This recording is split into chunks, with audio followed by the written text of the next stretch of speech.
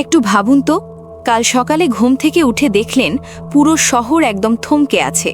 রাস্তায় কোনো গাড়ি নেই, কলকারখানা সব বন্ধ, আর দেশের বিদ্যুৎ ব্যবস্থাও পুরোপুরি বিকল। সরকারি বড় কর্মকর্তাদের বরাত দিয়ে দি ইন্ডিপেন্ডেন্টের একটা সাম্প্রতিক প্রতিবেদনে বলা হয়েছে, বাংলাদেশ ঠিক এরকম একটা পরিস্থিতির দিকেই এগোচ্ছে। তেলের রিজার্ভ পুরোপুরি শেষ হওয়ার আগে দেশের হাতে আর মাত্র 10 থেকে 11 দিনের জ্বালানি মজুদ আছে। এই সংকটটা তৈরি হয়েছে একদম হুট করেই। দেশের জন্য জ্বালানি নিয়ে আসা 5টা কার্গো জাহাজকে হঠাৎ করেই ঢোকার অনুমতি দেওয়া হয়নি, আর তাদের শিপমেন্টও বাতিল করে দেওয়া হয়েছে।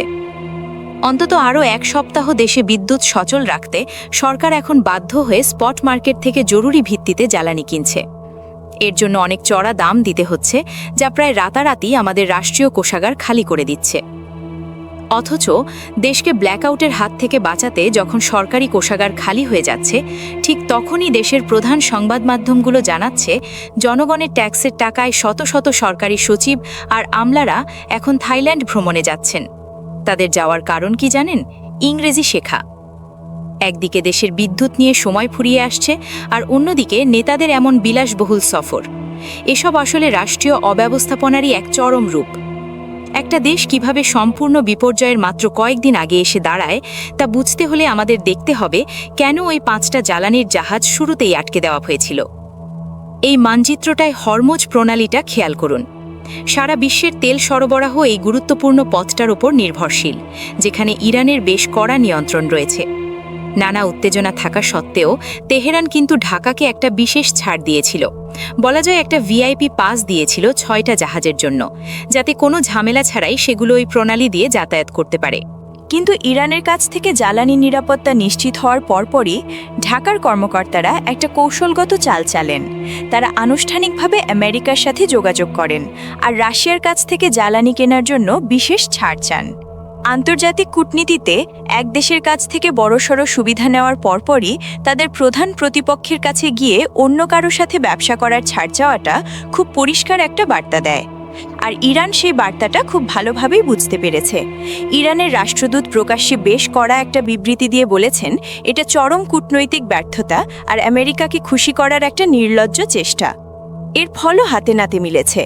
ইরান সাথে সাথেই বাংলাদেশের ওই 5টা জাহাজের ট্রানজিট সুবিধা বাতিল করে দেয়। ফলে আমাদের অত্যন্ত গুরুত্বপূর্ণ জ্বালানি সরবরাহ লাইনটি বিচ্ছিন্ন হয়ে যায়। আমেরিকার সাথে সম্পর্ক রাখার এই ভুল হিসাব নিকাশ সরাসরি ওই চুক্তিটাকেই বাতিল করে দেয়, যা আমাদের জ্বালানি তেলের ট্যাঙ্কগুলোকে ভরে রাখছিল। আর তেলের মজুদ শূন্যের কোঠায় নেমে এলে পুরো দেশ সাথে সাথেই থমকে যাবে। ডিজেল ছাড়া পণ্য সরবরাহ ব্যবস্থা ভেঙে পড়বে, গাড়ি চলাচল বন্ধ হয়ে যাবে, আর জাতীয় বিদ্যুৎ গ্রিডে শুরু হবে ভয়াবহ লোডশেডিং। এই বিদ্যুৎ সংকটের কারণে বাংলাদেশের অর্থনীতির মেরুদণ্ড মানে তৈরি পোশাক শিল্প সবচেয়ে বড় হুমকির মুখে পড়বে। লাখ লাখ মানুষের কর্মসংস্থান করা এই বিশাল কারখানাগুলো নিরবিচ্ছিন্ন বিদ্যুৎ ছাড়া এক মুহূর্তও চলতে পারে না। তবে দেশের ভেতরের এই স্থবিরতা মাত্র শুরু।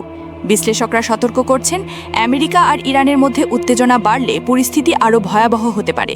এমনকি মধ্যপ্রাচ্যের কেরের অবকাঠামো ধ্বংস হয়ে যেতে পারে। আর এমন কোনো সংঘাত বাঁধলে মধ্যপ্রাচ্যে থাকা লাখ লাখ বাংলাদেশি শ্রমিক সাথে সাথেই কর্মহীন হয়ে পড়বেন এবং খালি হাতে দেশে ফিরতে বাধ্য হবেন। প্রবাসী কর্মীরা কাজ হারালে আমাদের বৈদেশিক মুদ্রার প্রধান উৎসটাই বন্ধ হয়ে যাবে, কারণ দেশের পুরো অর্থনীতিটা টিকে আছে তাদের পাঠানো বিলিয়ন বিলিয়ন ডলার রেমিটান্সের ওপর। আন্তর্জাতিক বিশ্লেষকরা সতর্ক করে বলেছেন, যেহেতু বাংলাদেশ খাদ্য আর জ্বালানির জন্য প্রায় পুরোটাই আমদানির ওপর নির্ভরশীল, তাই এই সংকট দীর্ঘস্থায়ী হলে মাত্র ৪৫ দিনের মাথায় দেশে একটা ভয়াবহ দুর্ভিক্ষ দেখা দিতে পারে। ভূরাজনৈতিক সিদ্ধান্তগুলোই আসলে একটা দেশের জ্বালানি নিরাপত্তা আর অর্থনীতির স্থিতিশীলতা ঠিক করে দেয়। টিকে থাকতে হলে বাংলাদেশকে অবশ্যই নিজস্ব কৌশলে স্বাধীনভাবে এগোতে হবে। বারবার বড় বড় পরাশক্তিগুলোকে খুশি করার চেষ্টা আসলে একটা দুর্বলতা। আমেরিকার, রাশিয়া আর ইরানের মধ্যে যে কোনো এক পক্ষ নিলে তার পরিণতি হতে পারে মারাত্মক। তাই সব পক্ষের সাথেই একটা নিরপেক্ষ সম্পর্ক বজায় রাখাটা খুব জরুরি। দেশের নেতৃত্ব যদি ভুল পথে হাঁটে আর এই কূটনৈতিক সম্পর্কগুলো ঠিকঠাক সামলাতে না পারে, তবে স্বাধীনভাবে জ্বালানি সরবরাহ নিশ্চিত করা অসম্ভব হয়ে পড়বে। আর মনে রাখবেন, জ্বালানি ছাড়া কোনো অভ্যন্তরীণ নীতি দিয়েই দেশের অর্থনৈতিক পতন ঠেকানো যায় না। আজকের এই জটিল আর প্রতিযোগিতামূলক বিশ্বে ভারসাম্যপূর্ণ কূটনীতি এখন আর কোনো রাজনৈতিক বিলাসিতা নয়, বরং একটা দেশের টিকে থাকার জন্য এটা সবচেয়ে বেশি দরকার।